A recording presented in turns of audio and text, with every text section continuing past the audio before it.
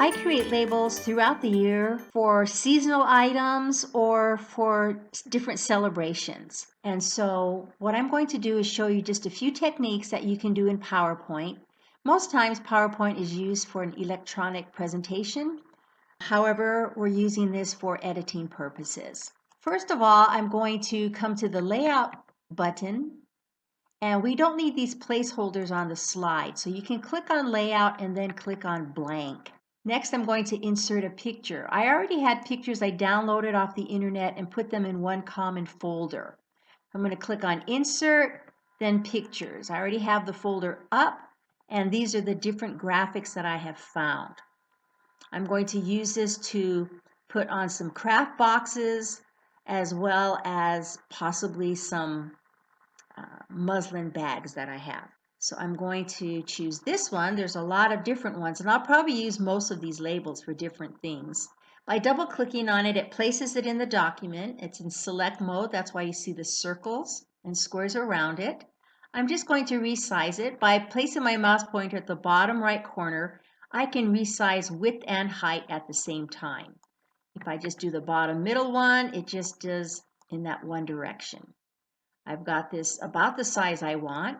Now, if you make small ones, you can make multiple copies of this. In this case, I just need 2 per sheet. And so in order to make a duplicate, once I have it the way I want, I can just hit Control D as in duplicate. And you can hit that as many times as you want to make as many copies as you need. Now, I really like the guidelines that PowerPoint provides to make sure things are even and they're centered. I also wanted to mention, I had just clicked and dragged to eyeball the size. If you want a specific size, here at the top right corner of the format ribbon, you can put in the dimensions that you want here. Okay.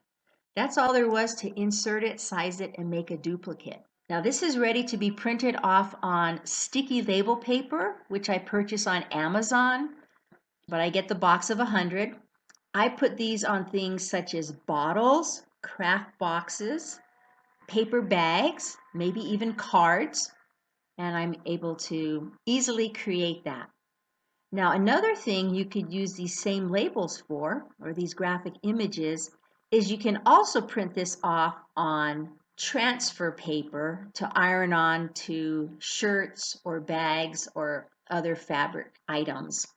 I have found some really cute muslin bags that I will print this off on, iron it onto the bags itself. Anytime you have text on a graphic that you're going to use for an iron-on transfer, you're going to have to flip that. So what I'm going to do is clicking on it and hitting the delete key.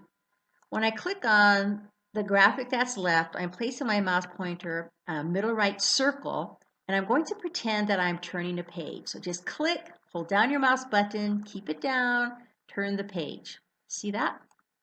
Very easy to flip. Now I could do any of these circles to flip it around. I can go top to bottom, bottom to top, left to right, and so forth.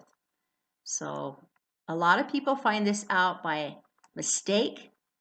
They're thinking they're resizing a box and they're not.